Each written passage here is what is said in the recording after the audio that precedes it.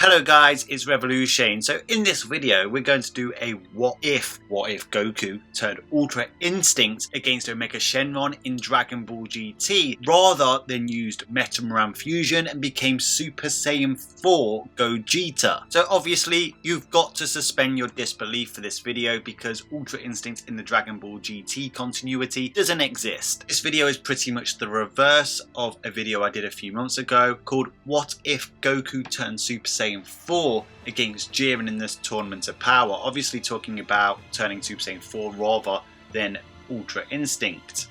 Now I won't spoil that video in this video, but I'll link it at the end of this video so you can check it out if you've not seen it. Even Super Saiyan 4 Goku was considerably outclassed by Omega Shenron. Omega Shenron was the final villain in Dragon Ball GT's continuity. Not only was he considerably more powerful than Super Saiyan 4 Goku and Vegeta fighting simultaneously, he also had a plethora of abilities that he attained through absorbing the Dragon Balls and obviously attaining the powers and abilities of the Shadow Dragons that those Dragon Balls represented. Just before we begin, a quick message. Getting lots of views, lots of likes, lots of positive feedback. If you're not subscribed to my channel and you have been enjoying my content, please do hit that subscribe button and the bell button next to it. It means you'll get notified whenever I release new content. So once again, you've got to suspend your disbelief for this video because certain aspects from the Dragon Ball Super continuity do not fit into the GT continuity and vice versa. I mean, that goes without saying. The power scaling in those two continuities are wildly different. Now, among the Dragon Ball fandom, there's a very negative perception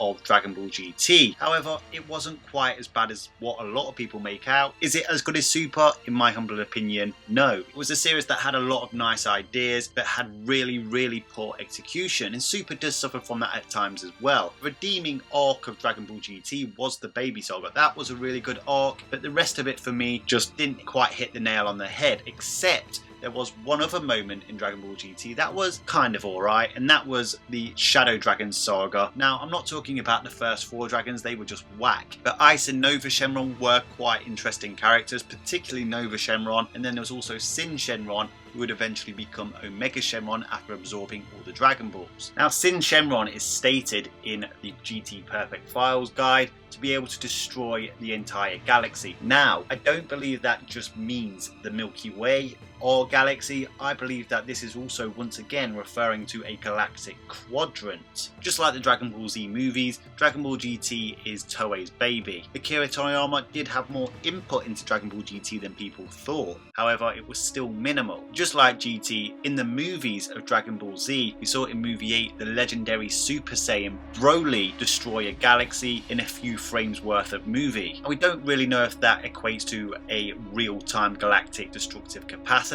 It most likely doesn't. He most likely did it over a period of time, but what must be mentioned, it was a short period of time that he managed to destroy a galaxy in. And even the King Kai, the North Cardinal Kai, feared that Broly would eventually destroy the entire southern galaxy, meaning the southern galactic quadrant, and eventually make his way to the northern galactic quadrant in his lifetime. And then you could look at the anime series of Dragon Ball Kai, once again produced by Toei, which was meant to be closer to the original works of Akira Toriyama in his manga. Now, it is far closer than the original anime of Dragon Ball Z, but there are still major differences between Dragon Ball Kai and the manga. In the anime of Dragon Ball Kai, we see Majin Buu destroying a galaxy in seconds. In the manga, that's not quite what happens. However, I'm not saying that Buu saga characters aren't at galactic levels. Maybe the more powerful ones are approaching galactic levels of destructive capacity, and maybe even low multi-galactic, especially the likes of Buuhan and Vegito. Based off what we see in the manga, it's kind of hard to say, but in Dragon Ball Kai, once again, we see Buu destroy an entire galaxy, and of course, so it gives you an idea of how Toei view the destructive capacity of these characters. So if Sin Shenron could only destroy one galaxy, say the Milky Way, and our Milky Way is one of the larger galaxies by the way, it wouldn't be that impressive. Now, a galactic quadrant is a lot and it seems like overkill. However, what you must consider is, upon turning into Omega Shenron, he was stated to be 10 times stronger, perhaps more. And I'm going to get to why he is even stronger than 10 times in just a moment. Upon becoming Omega Shenron, his negative energy was slowly decaying the universe, and was even going to reach the supreme world of the Kais, realm that orbits the mortal universe and the cosmos. Now of course 3 times the size of our own universe is an approximation, but when you consider that the cosmos is the same size as our mortal universe, which at least equates to 2 times our own universe, then you consider the layer of hell, the extra radius created by the supreme world of the Kai's orbit, then as well as the Makai Ocean realm, it's more than likely more than 3 times. So it would approximately be the equivalent to 12 galactic quadrants, if not more. And upon becoming Omega Shenron, he was slowly deteriorating the universe, implying the entire macrocosm. So for his original form, Ssj4 Shenron, to be able to destroy a galactic quadrant, or at least be somewhat close to that, makes sense. And considering the GT Perfect files also talks about his negative energy destroying a galaxy, most likely galactic quadrant, and considering it was his negative energy that was slowly deteriorating the universe, then it's most likely one and the same. So whilst he does have that kind of destructive capacity, it's not exactly a one-shot destructive capacity, it's a time-elapsing capacity. Well, this kind of power that Ssj4 Shenron demonstrated was able to hold his own against Super Saiyan 4 Goku, which was Goku's most powerful transformation in Dragon Ball GT.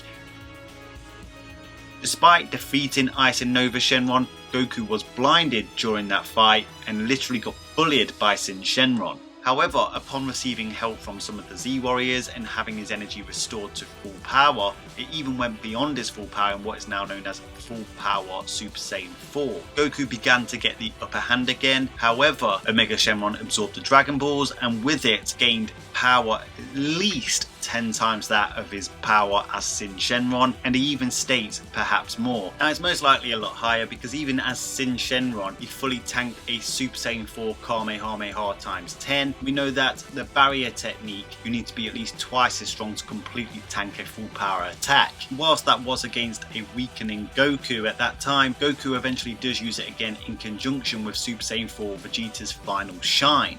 And Omega Shenron tanks both attacks together. He is clearly more powerful than 10 times that of Ssj4 Shenron. Now I did make a video on Goku's deadliest attack, the Dragon Fist. I'll link it at the end of this video, so make sure you check it out. But in that video I deducted that it's possible for Omega Shenron to be 40 to 50 times that of a fully powered Super Saiyan 4 Goku. So obviously Ultra Instinct is a limit breaking transformation, it's a state of mind transformation. Ultra Instinct itself is more of a technique and ability, you could say, than it is a transformation. But obviously for Saiyans, or at least mortals, when they attain Ultra Instinct and can tap into Ultra Instinct, it appears as a transformation. With Saiyans, they get silver hair just as Goku did in the Tournament of Power. Now unlike Super Saiyan 4, it's not part of the Uzaru line of transformations or the regular Super Saiyan transformations, and just like Super Saiyan God and Super Saiyan Blue, it's not a part of the God Key transformations, it's a transformation of its own. So for the sake of this video, we're going to consider Super Saiyan Blue and Super Saiyan 4 equivalent in power. Now don't worry, I've not gone mad. I know the Dragon Ball Supercast are far stronger than their Dragon Ball GT counterparts,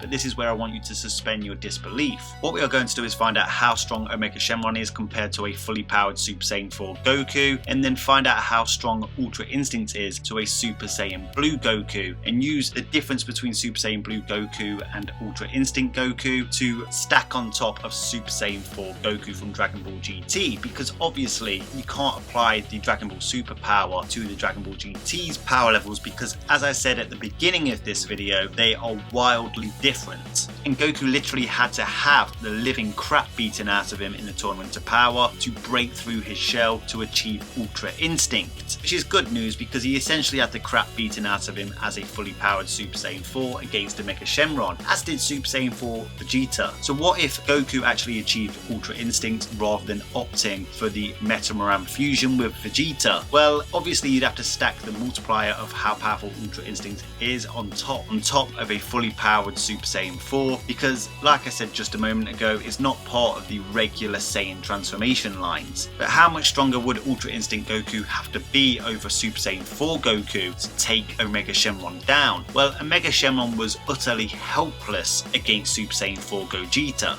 GT Perfect files state that Super Saiyan 4 Gogeta could literally one-shot Omega Shenron. So how strong was Super Saiyan 4 Gogeta? Well, according to the GT Perfect files, metomoran fusion is a dozens of times multiplier that could be from anywhere between 24 to 144 times. Now, obviously, we're about to get Gogeta in the upcoming Broly movie. However, this is not the same continuity. The GT Perfect file statement stands for Dragon Ball GT Gogeta.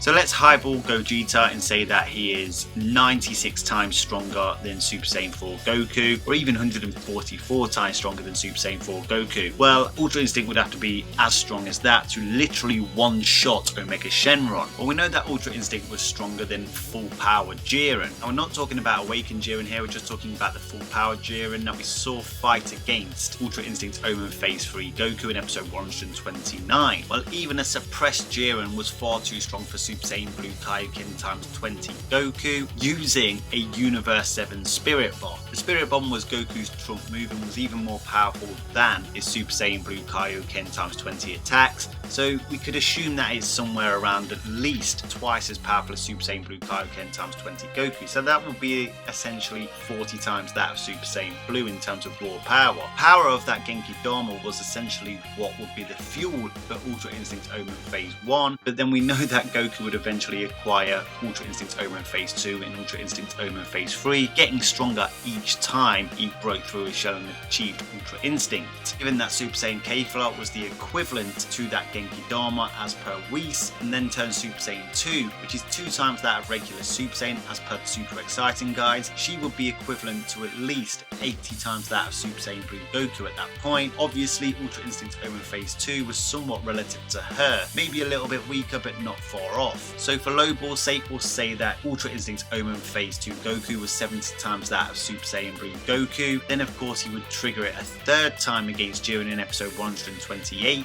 It would be this trigger of Ultra Instinct Omen that would be somewhat relative to a fully powered Jiren. Of course, Goku would acquire the complete version of Ultra Instinct, the silver-haired iteration of Ultra Instinct, and decimate a fully powered Jiren, completely nullifying full-powered Jiren's all-out attack. Ultra Instinct Goku was clearly way over 100 times stronger than Super Saiyan Blue Goku. But don't forget about the ability that comes with transforming into Ultra Instinct, Mastery of Self-Movement. This basically grants Goku dodge hacks, speed hacks, and even critical hit hacks. So what if Goku turned Ultra Instinct against Omega Shenron in Dragon Ball GT? Well, Omega Shenron might have regenerative abilities, but he would have got bludgeoned against Ultra Instinct Kid Goku. Of course, Ultra Instinct only lasted 30 to 45 seconds in the Tournament of Power against Awakened Jiren. However, Awakened Jiren was closer to Ultra Instinct's power level than Omega Shenron would be. Goku wouldn't need to use the pure progress-like ability that he used when Jiren attacked his friends in order to get stronger. He would be able to beat Omega Shenron right off the bat, so he would likely last longer than 30 to 45 seconds, as that was what seemed to shorten his time in Ultra Instinct. Of course, Super Saiyan 4 Gogeta approximately lasted around 10 minutes against Omega Shenron, but he spent most of his time fooling around. Whilst in Ultra Instinct, Goku's carelessness no longer exists, he would finish the fight rather quickly. Now, I did make a video talking about a lowballed figure for Ultra Instinct over Super Saiyan Blue. I've only said it's over 100 times here just to give you an idea that he will beat Omega Shenron with relative ease, but it's likely 500 times Super Saiyan Blue. Check that video out when you get the chance. Anyway, that's all for today. Let me know your thoughts on this down in the comment section. And just before I go, a quick question. Would you like to see Omega Shenron rewritten and repackaged in the same manner that Broly's been for Dragon Ball Super in the future? Or would you rather he remain in Dragon Ball GT? They could use the Super Dragon Balls to do this, or even the Dragon God Zorama could create him. Anyway, let me know your thoughts down in the comment section. Smash that like button, lend me your energy. Until next time, Ad Astra.